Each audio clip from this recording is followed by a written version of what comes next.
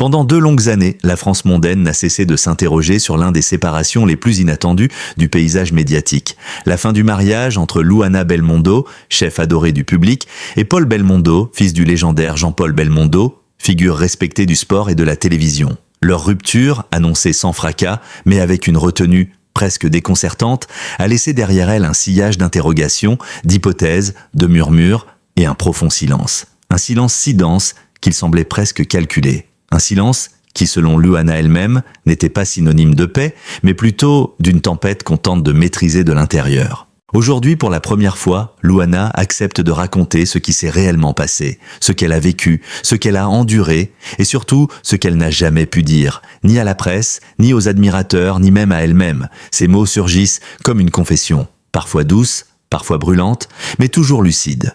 Et cette vérité, selon ses propres termes, est plus complexe, plus douloureuse et plus humaine que ce que les rumeurs avaient imaginé. Pendant plus de 30 ans, le couple formé par Louana et Paul Belmondo avait toujours représenté une sorte d'équilibre idéal.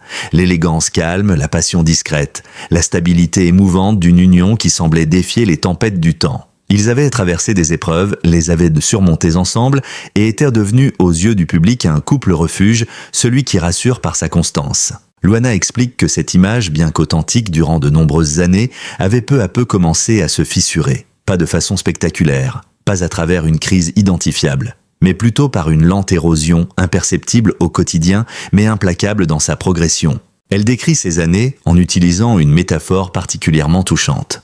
On croit parfois que l'amour meurt dans un bruit sourd, un choc, une rupture nette.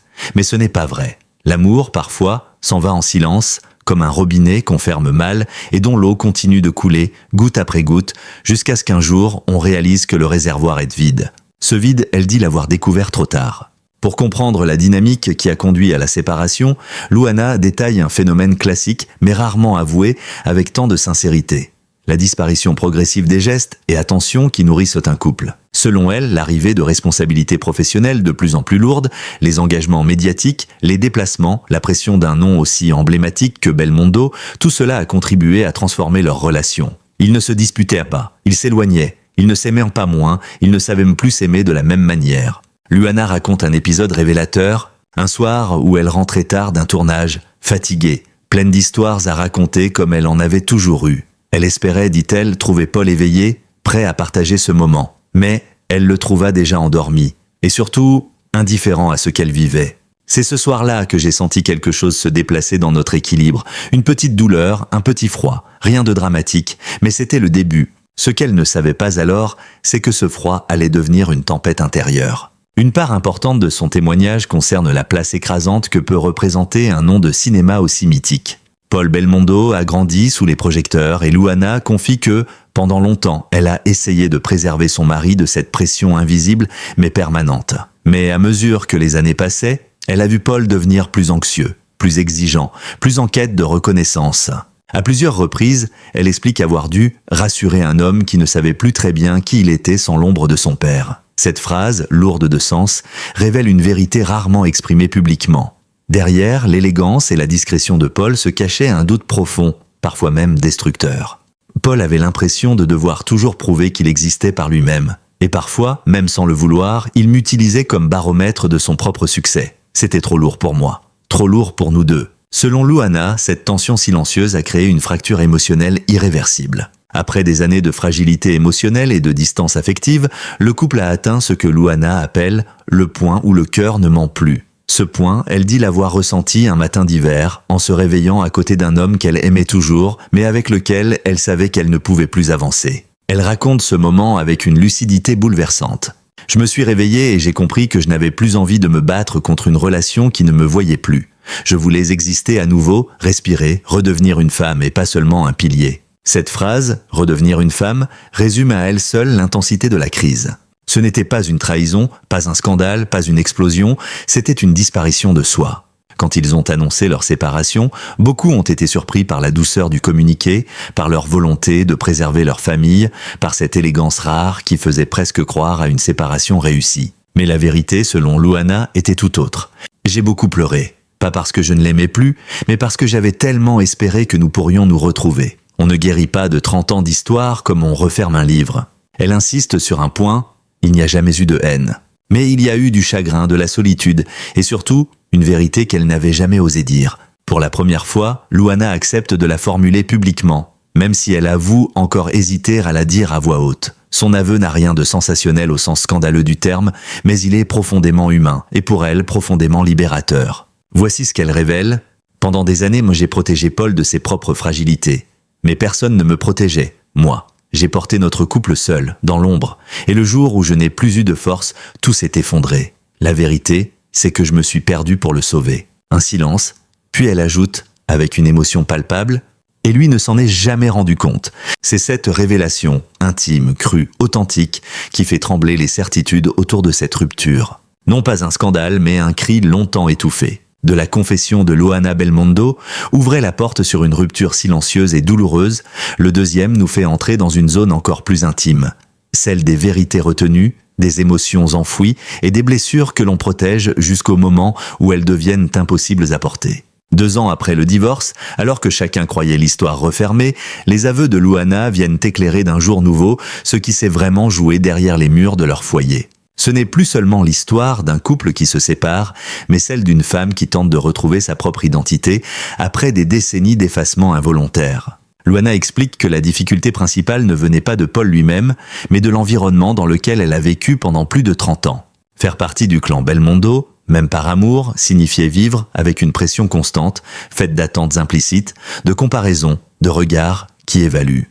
Elle raconte: on ne m'a jamais demandé d'être parfaite, mais j'avais l'impression que je n'avais pas le droit d'être faible. Tout le monde pensait que j'étais la femme forte, la cuisinière chaleureuse, la belle-fille idéale, mais personne ne me voyait vraiment. Cette absence de regard réel, dit-elle, l'a progressivement enfermée dans un rôle qui ne correspondait plus à ce qu'elle ressentait intérieurement. Elle n'était plus Luana, la femme passionnée, elle était Luana, la figure rassurante du clan. Durant des années, Luana a porté non seulement les fragilités émotionnelles de Paul, mais aussi celles de la famille élargie.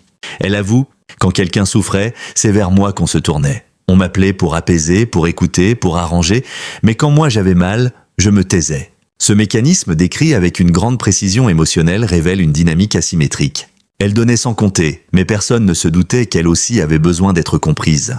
Un épisode qu'elle raconte illustre parfaitement ce malaise. Un jour, lors d'un grand dîner familial, elle s'est sentie submergée, envahie par une tristesse qu'elle n'arrivait pas à expliquer. Elle s'était isolée quelques minutes, espérant que Paul remarquerait son absence. Mais il ne s'en est jamais aperçu. Ce soir-là, j'ai compris que je pouvais disparaître par petits morceaux sans que personne ne le voie. C'est à ce moment que, selon elle, quelque chose a commencé à se briser irrémédiablement. Pour Luana, le problème le plus grave n'était pas l'absence de passion ou de complicité. Ces choses évoluent, changent, se transforment. Ce qui l'a blessée profondément, c'est le silence. Pendant de longues années, elle dit avoir essayé de communiquer, de parler à Paul, d'exprimer son malaise. Mais chaque tentative se heurtait à une incompréhension sincère mais douloureuse. Paul n'était pas cruel. Il ne comprenait simplement pas ce que je vivais. Il me disait « Tu es forte, tu vas passer au-dessus ». Mais je n'avais plus envie d'être forte, j'avais envie d'être entendue. Elle décrit un couple qui, malgré la tendresse, avait perdu la capacité de se rejoindre dans les moments fragiles. Peu de phrases résument mieux son témoignage que celle-ci. Je n'ai jamais été aussi seule que dans les dernières années de notre mariage. Cette solitude, paradoxale mais terriblement humaine, n'était pas liée à une absence physique ou à une distance géographique. Elle venait du sentiment de ne plus partager une vision commune, de ne plus être regardée comme une femme, de ne plus être désirée émotionnellement. Elle raconte une scène particulièrement poignante. Un soir, elle s'était préparée avec soin. Une robe qu'elle aimait, un parfum qu'elle portait rarement, espérant recréer une étincelle. Paul lui avait souri gentiment, mais sans la voir vraiment. Je me suis sentie invisible. Et quand une femme commence à se sentir invisible, son cœur se ferme doucement, sans bruit. Ce moment marque pour elle le début du détachement définitif. Luana révèle qu'elle a mis en pause de nombreux projets personnels pour soutenir Paul dans les moments difficiles, notamment après la disparition de Jean-Paul Belmondo, qui fut un choc immense pour toute la famille. Elle avoue « J'ai mis ma carrière de côté, j'ai mis mes besoins de côté. Par amour, oui, mais aussi par devoir. Je pensais que c'était normal. » Mais au fil des mois, elle a compris que ce sacrifice n'était plus sain. Elle avait perdu la femme passionnée qu'elle était, la créatrice, la communicante, l'âme vibrante qui avait conquis Paul des années auparavant. Et ce qui l'a blessée profondément, c'est que Paul ne s'est jamais rendu compte de l'ampleur de ce qu'elle avait abandonné pour lui. Pour la première fois, Luana partage ce qui a été le véritable point de rupture, Non pas un scandale, non pas une trahison, mais une prise de conscience violente. Un jour, alors qu'elle parlait avec un proche de la famille, celui-ci lui a dit une phrase qui l'a transpercée. « Toi, tu vas rester auprès de Paul toute ta vie. Tu es faite pour prendre soin de lui. » Elle explique que cette phrase, prononcée innocemment, a été un électrochoc. J'ai compris que dans leur regard, je n'étais plus une femme. J'étais une fonction, une présence, un pilier, mais pas une personne. Ce jour-là, dit-elle, elle a décidé qu'elle ne voulait plus vivre dans un rôle qui lui avait volé son identité. C'est cette révélation intérieure, plus que tout événement extérieur, qui l'a poussée à demander la séparation. Luana confie que la liberté tant espérée ne s'est pas installée immédiatement. Les premiers mois qui ont suivi la rupture ont été douloureux, emplis de doutes, de culpabilité, de peur du vide. Elle décrit ces moments comme une renaissance lente, hésitante, parfois douloureuse, mais une renaissance quand même. Elle a réappris à cuisiner pour elle-même, pas pour une famille. À voyager seule, pas comme l'épouse d'un Belmondo. À faire des choix, petits ou grands, sans avoir à penser aux attentes de quiconque. 2 ans après le divorce qui avait surpris le public, Luana Belmondo prend enfin la parole pour livrer la version la plus complète, la plus intime et la plus bouleversante de son histoire. Elle va au-delà des fissures, des silences, des sacrifices, pour dévoiler la vérité profonde, celle qu'elle n'avait jamais pu formuler, même dans les moments les plus sombres du mariage. Ce n'est plus seulement un récit de séparation. C'est un témoignage de renaissance, de courage et aussi de réconciliation avec elle-même. Et surtout, c'est la première fois qu'elle évoque directement la responsabilité de Paul Belmondo, non pas en tant que coupable, mais en tant qu'homme pris au piège de son propre héritage, de ses propres limites et de ses propres peurs. Luana commence ce chapitre en évoquant un moment clé. Un dîner privé organisé quelques mois avant la séparation officielle. Un moment où, selon elle, tout aurait pu être sauvé. Ce soir-là, elle avait préparé un repas simple mais symbolique, celui qu'ils partageaient lors de leur premier été ensemble, près de 30 ans plus tôt. Elle voulait créer une parenthèse, retrouver un langage commun, ranimer la complicité perdue. Mais raconte-t-elle. Paul était là physiquement, mais son esprit vagabondait ailleurs. Il regardait son téléphone, commentait des messages anodins, riait de choses auxquelles je n'avais pas accès. Ce soir marqué d'espoir se transforma en un constat douloureux.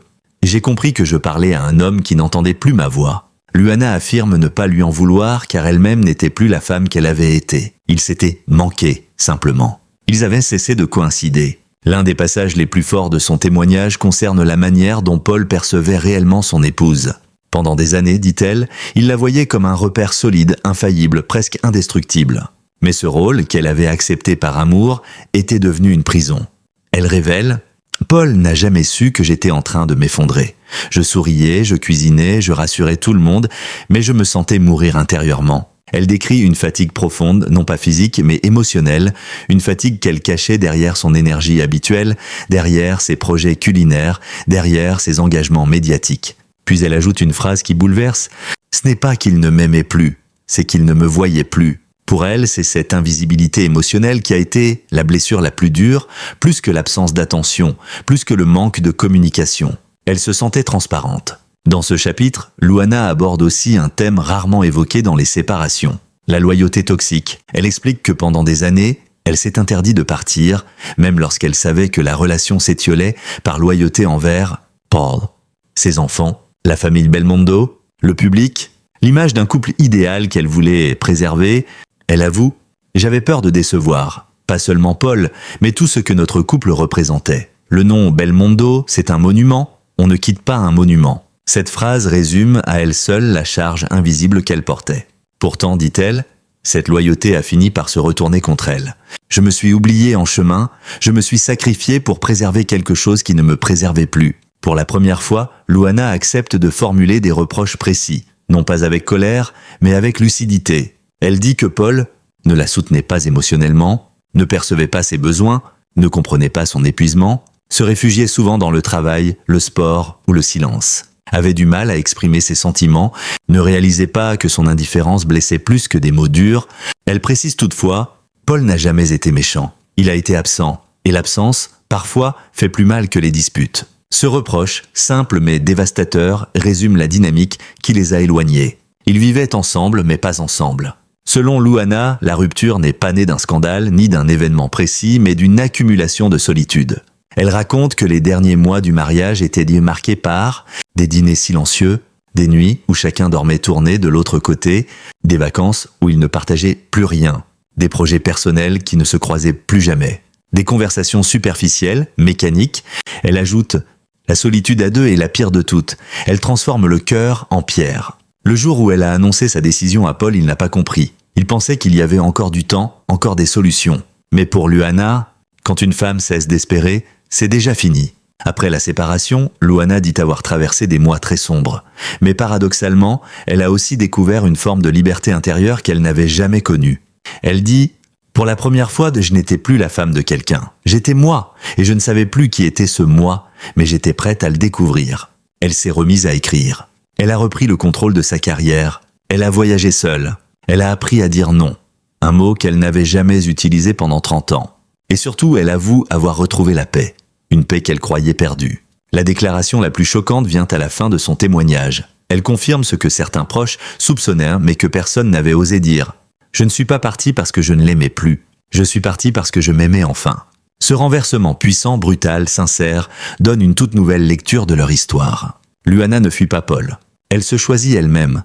Elle ajoute « Paul a été un homme important de ma vie, je ne regrette rien, mais je ne pouvais plus vivre une vie où je n'existais pas. » Après 3 chapitres riches en révélations rares, profondes et émouvantes, l'histoire de Luana Belmondo se dévoile sous un jour insoupçonné. Longtemps, la France l'a perçue comme la femme rayonnante d'une famille légendaire, une leader brillante, une mère dévouée, une épouse fidèle menant une vie d'une élégance et d'une stabilité naturelle.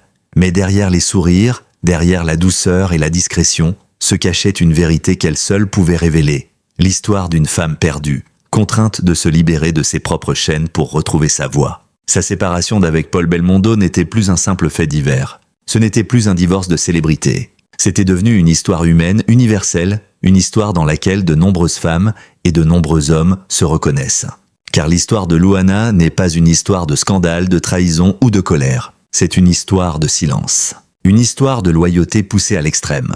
Une histoire de solitude vécue dans sa propre maison.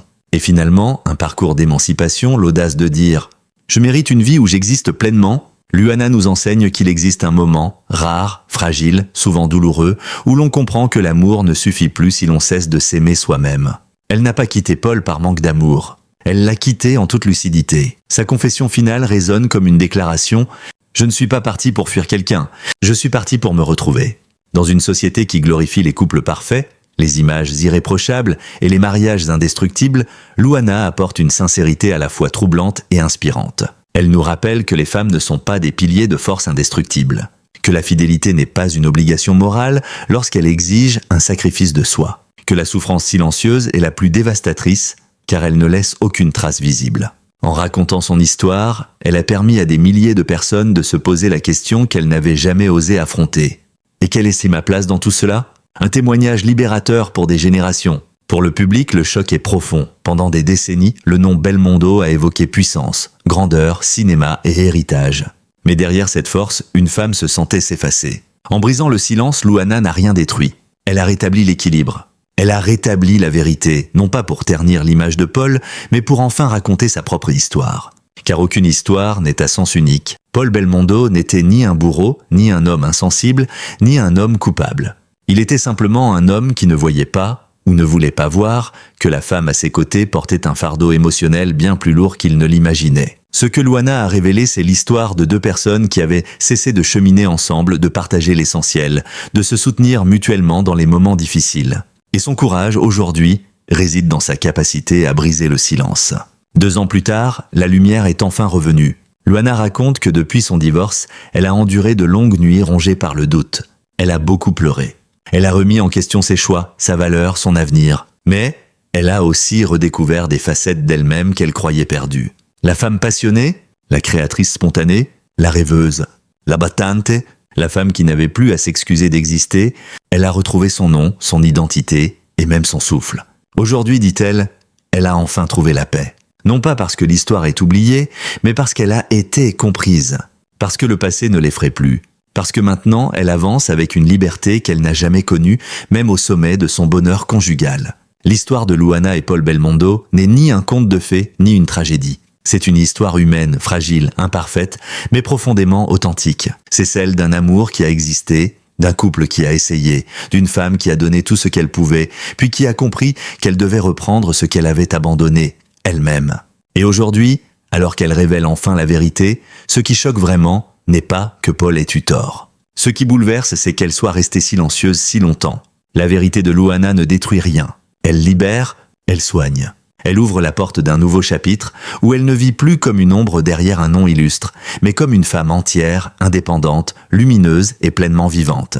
Si ce récit vous a touché, si l'histoire de Luana vous a ému, inspiré ou fait réfléchir, alors n'oubliez pas de soutenir notre travail journalistique. Notre chaîne est née pour raconter des histoires vraies, humaines, profondes, celles que les médias traditionnels résument de trop vite, celles qui méritent d'être explorées avec sensibilité, nuance et respect. Ici, nous donnons la parole à ceux qu'on n'entend jamais. Nous analysons, nous éclairons, nous décodons pour que chaque lecteur puisse enfin comprendre ce qui se cache derrière les apparences.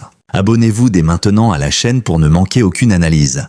Des reportages exclusifs, des enquêtes émotionnelles, des confidences rares de célébrités, des récits humains qui changent notre manière de voir le monde. Des analyses en profondeur, comme celle consacrée aujourd'hui à l'histoire de Luana Belmondo. En vous abonnant, vous contribuez à faire vivre un journalisme indépendant, à soutenir une narration honnête, respectueuse et engagée, à donner de la visibilité aux histoires qui comptent vraiment. Laissez un like si cette histoire vous a ému. Partagez votre avis en commentaire. Qu'avez-vous retenu du parcours de Luana? Activez la cloche pour recevoir toutes nos prochaines enquêtes, révélations et analyses exclusives. Votre soutien est essentiel. Votre voix compte. Merci d'avoir lu jusqu'au bout. Merci d'être là. Merci de faire partie de cette communauté fidèle et passionnée. À très bientôt pour une nouvelle histoire vraie, profonde et inoubliable.